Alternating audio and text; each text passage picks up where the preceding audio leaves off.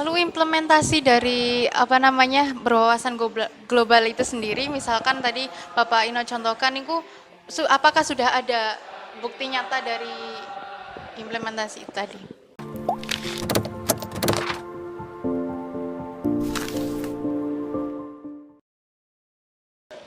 Assalamualaikum warahmatullahi wabarakatuh. Eh, Selamat pagi warga FIP.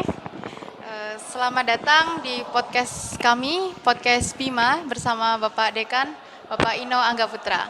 Oke, sekarang matur nuwun atas kedatangannya nih Pak di podcast Ya, kami. sama-sama.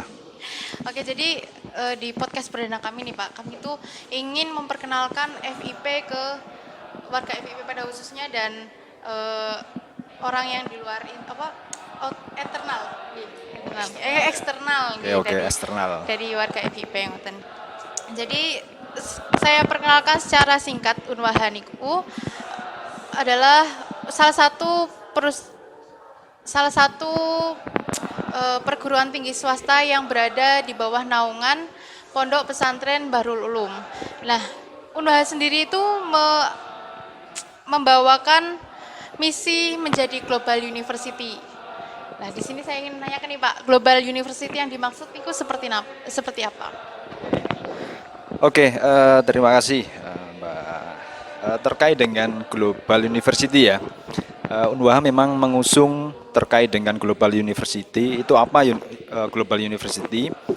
Jadi maksudnya adalah di mana Unwaha nantinya itu menjadi salah satu perguruan tinggi yang masuk secara luas. Jadi tidak hanya secara nasional ataupun lokal, tapi juga akan merambah ke dunia internasional seperti itu.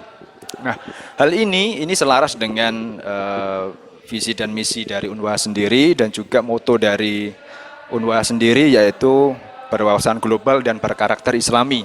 Nah, ini yang diturunkan lagi di visi misi dari baik seluruh fakultas yang ada di Unwaha maupun seluruh prodi yang ada di Unwaha. Nah, berwawasan global ini maksudnya dalam tanda kutip adalah mahasiswa di Unwaha ini tidak serta-merta hanya mempelajari apa yang ada di prodinya masing-masing, tetapi juga bisa mempelajari keilmuan lain di selain prodinya. Contoh, mungkin salah satu kita ambil di prodi Fakultas Ilmu Pendidikan ya, mungkin bahasa Inggris. Nah, mungkin kemampuan bahasa Inggris, mahasiswa bahasa Inggris di prodi pendidikan bahasa Inggris ini bisa ingin mengembangkan lagi di keilmuan yang lebih mendukung di zaman sekarang. Misalnya, mau membuat media yang berbasis dengan TI. Nah, itu bisa mempelajari terkait dengan informatikanya ataupun di sistem informasinya, semacam itu. Jadi tidak membatasi hanya pada satu keilmuan saja. Nah, kalau berkarakter Islami ini memang karena kita berada di lingkungan pondok pesantren ya, di bawah pondok pesantren Bahrul Ulum, dan Unwaha ini sebenarnya dari Yayasan Pendidikan Tinggi Bahrul Ulum. Nah, ini karena wilayahnya adalah pondok pesantren, maka berkarakter Islaminya itu adalah ya sesuai dengan ajaran-ajaran khususnya Ahlul Sunnah wal Jamaah. Nah, semacam itu. Jadi menerapkan salah satu mungkin yang lebih simpel adalah sopan santun, kemudian berpakaian rapi, semacam itulah. Secara simpelnya, sederhana, contoh simpelnya. Lalu implementasi dari berwawasan global itu sendiri, misalkan tadi Bapak Ino contohkan, itu apakah sudah ada bukti nyata dari implementasi itu tadi? Oke, bukti nyata terkait dengan berwawasan global ini sudah terimplementasi dalam bentuk kurikulum yang ada di program studi. Contoh, mungkin kalian mahasiswa di semester 1 ataupun di semester 2 ada bahasa Arab. Nah, itu salah satunya penambahan mata kuliah yang di luar dari kemampuan studinya. Contoh kan mungkin di semuanya kan di semester 1 atau semester 2 ada mata kuliah wajib yaitu bahasa Arab. Nah, kemudian juga didukung ada aswaja juga. Nah, semacam itu. Pendidikan agama Islam, PKN. Ya, semacam itu. Kemudian juga yang bisa mendukung wawasan global juga salah satunya kita pernah mengikuti kegiatan sit-in seat yang baik di kampus nasional dalam negeri maupun di luar negeri kan semacam itu. Nah itu wawasan global semacam itu. Untuk sit in sendiri sudah berapa lama diterapkan di Unwahai? Sit in sendiri di Unwaha sudah dimulai tahun 2000 kalau tidak salah ya 2017 kalau tidak salah. Itu dimulai di Universitas Brawijaya, kemudian berkembang lagi di UIN Malik Ibrahim Malang, kemudian yang di internasional ada di Thailand. Thailand tuh yang pertama itu Chulalongkorn, yang kedua yaitu Raja Manggala University. Berarti sudah lumayan banyak kita menjalin hubungan. Alhamdulillah sudah mulai ada peningkatan di Unwaha sendiri. Terima kasih. Lalu kita tuh saatnya masuk ke FIP nggih Pak? Ya, oke. Boleh minta tolong dijelaskan sejarah dari FIP ini seperti apa? Sejarah terkait dengan FIP ya. FIP itu berdirinya sama dengan UAH yaitu di tahun 2013. Tapi di tahun pertama 2013 memang belum ada mahasiswa yang masuk. Baru aktif itu di tahun 2014. Baru ada mahasiswa, itu masih sedikit sih. Mungkin kalau di total itu seluruh prodi itu kalau tidak salah 21 Mas ya. Nah, tapi secara perlahan FIP mulai berkembang sejalan dengan berkembangnya Unwaha juga. Sudah kan ini seperti yang kita tahu Bapak dekan itu adalah dekan kedua nih. Ya, saya dekan kedua. Kira-kira apa ada perubahan yang signifikan dari dari kepemimpinan Bapak dekan sebelumnya dengan Bapak ini? Kalau dibandingkan dengan dekan sebelumnya memang sepertinya kurang ini ya, karena tiap pimpinan kan beda-beda strateginya. Cuma karena saya sebelumnya melanjutkan dari kepemimpinan beliau yaitu Dr. Ali Mutakin, sebelumnya dekan di FIP. Saya melanjutkan dari beliau, apa yang sudah dikerjakan beliau, saya lanjutkan lagi di periode pertama, kemudian saya lanjutkan lagi alhamdulillah diberi amanah lagi di periode kedua di tahun 2018 sampai sekarang. Alhamdulillah sudah ada peningkatan yang signifikan, mulai dari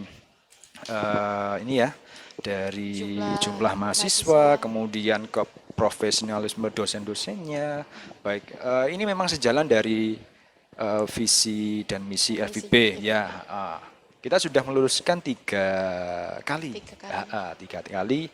angkatan, di mana kita tahu bahwa visi FIP itu sebenarnya adalah ingin menjadi fakultas yang unggul dalam di bidang ilmu pendidikan, khususnya dalam mencetak tenaga pendidik yang berkompeten, inovatif, dan juga jelas tadi berwawasan global dan berkarakter Islami. Nah, untuk misinya itu ada 5, memang sudah kita terapkan. Yang pertama jelas di dalam pelaksanaan pendidikan, kemudian di ranah penelitian, pengabdian, kemudian yang kedua adalah yang keempat itu pemanfaatan dan pengelolaan iptek, yang terakhir adalah sistem manajemen di fakultas. Nah, untuk yang tiga misi yang awal itu memang kita sudah laksanakan, alhamdulillah sudah meningkat di tahun ke tahun, jumlah penelitian juga bertambah, baik dari dosen maupun mahasiswa, pengabdian pun juga alhamdulillah rutin. Kalau pendidikan kita mungkin kalian sudah lihatlah di selama perkuliahan apa saja yang sudah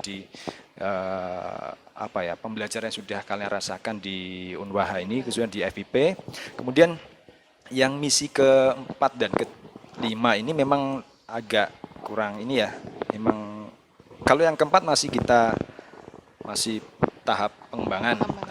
Khususnya dalam pemanfaatan iptek, khususnya untuk mendukung dari pendidikan, penelitian, dan juga pengabdian.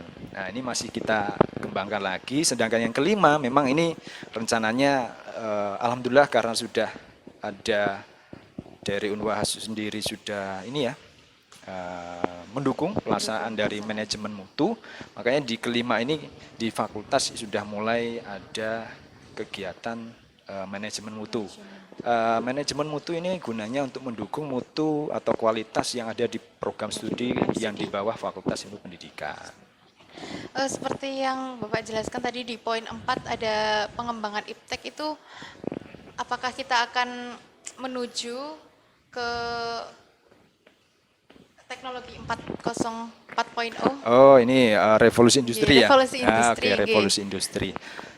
Dalam pengembangan iptek ini memang rencana memang harus ini ya, kita harus melihat menyesuaikan dengan perkembangan zaman, khususnya ini kita sudah mulai sudah di revolusi industri 4.0, bahkan ini kita mau ke revolusi industri yang 5.0. Nah, cuma gini, kita memang tidak langsung menekankan harus ke revolusi industri yang 5.0, tapi kita menyesuaikan dulu lah. Menyesuaikan Menyesuaikan dulu sesuai yang ada di Unwaha sendiri. Jadi kita tidak harus muluk-muluk harus Muluk-muluk. revolusi industri 5.0, tidak. Tapi Menyesuaikan kita dengan menyesuaikan diri, SDM yang ada. betul SDM baik itu manusianya, kemudian fasilitasnya, mendukung tidak. Nah, kalau belum mendukung ya jangan sampai di ini apa? Harus menyesuaikan kapasitas kita Menyesuaikan dulu. masyarakat seperti itu. Yang ini taraf kita masih taraf ini ya pengembangan, kita koordinasi dengan pihak pimpinan juga. Ya alhamdulillah ini sudah kita ini sudah mulai ini ya, mulai mengembangkan khususnya untuk di bidang IT-nya. Bidang IT. Contoh yang paling simpel di tugas akhir mahasiswa pun sekarang sudah dikembangkan menuju ke berbasis IT semua.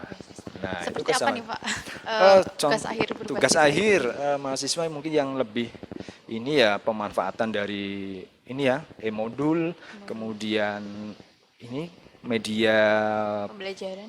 media pembelajaran menggunakan ini berbasis augmented reality itu.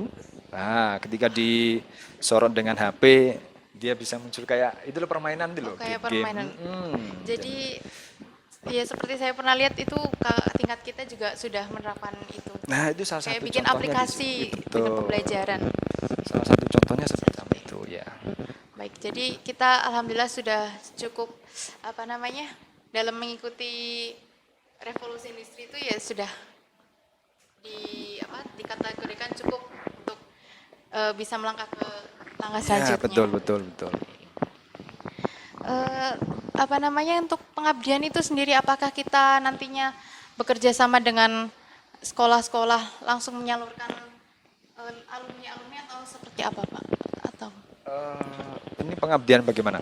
pengabdian yang tadi di misi itu kita selaras Oh, ada dengan ada kegiatan pengabdian ya. pengabdian. Pengabdian ini sebenarnya tidak hanya mungkin kalau penelitian kan kita harus kerjasama dengan penelitian di kelas ya. Kalau misalnya mau penelitian di kelas ya harus izin ke sekolah-sekolah ataupun ke yang lainnya. Kalau pengabdian kan tidak harus di sekolah, tapi juga bisa ke masyarakat. Masyarakat. Nah, ini kan mungkin salah satu contoh ini untuk mahasiswa kan bisa dilaksanakan dalam ini ya, mata kuliah kerja nyata, KKN itu. Nah, itu bentuk pengabdiannya. Nah, sekarang dari pimpinan pun pimpinan Unwaha juga menyarankan ada peningkatan lagi kegiatan pengabdian di KKN-nya. Jadi kualitasnya harus ditingkatkan. dalam Salah satunya komunikasi adalah dengan masyarakat. salah satunya adalah bentuk luaran.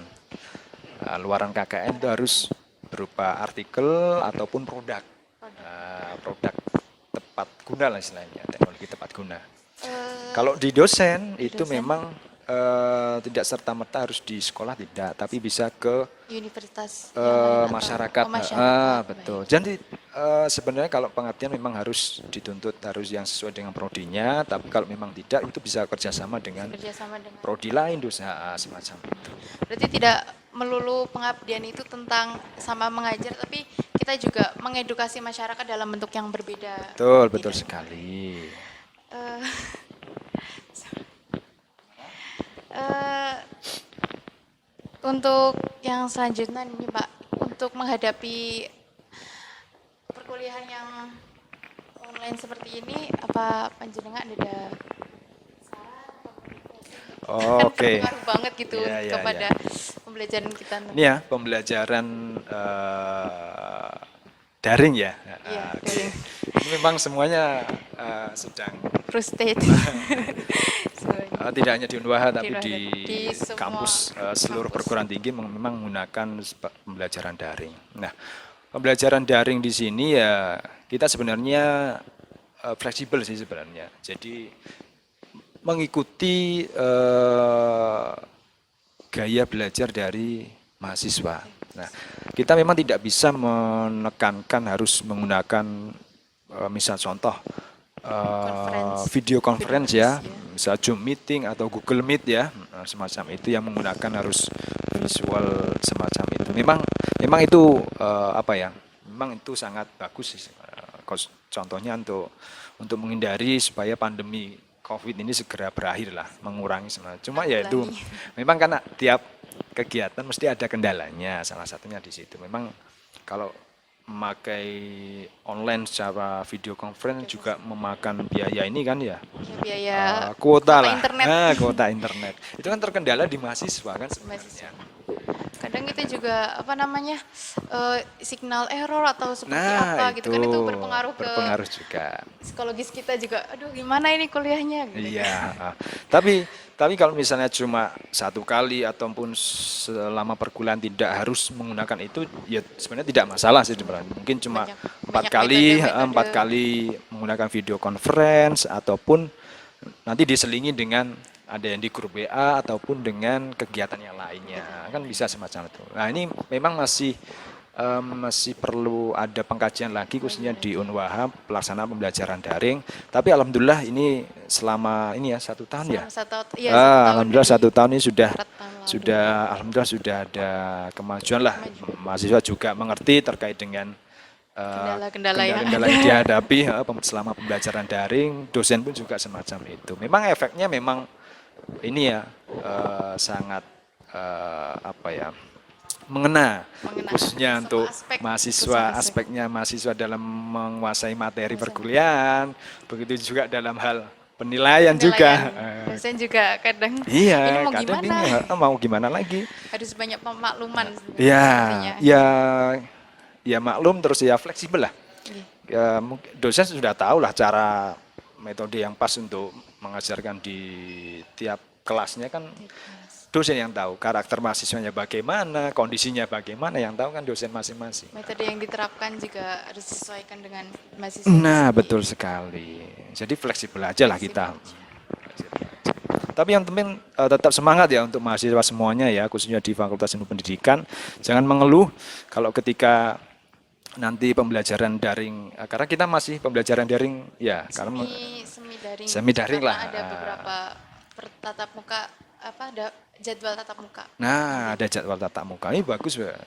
Bagus. Jadi nggak melulu belajar sambil rebahan. Jadi kita ada ya ada interaksi dengan dosennya. Real.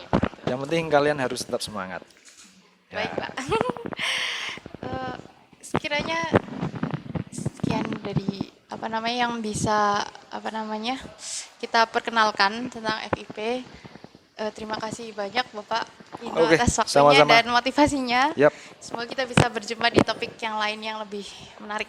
Oke, siap. Oke. Terima kasih warga FIP telah menyimak obrolan kami dengan Bapak Dekan. Yap, oke. Sampai jumpa di topik selanjutnya. Jaga kesehatan ya. Jaga kesehatan. Selalu bahagia. Selalu tersenyum dan sampai jumpa. Wassalamualaikum warahmatullahi wabarakatuh.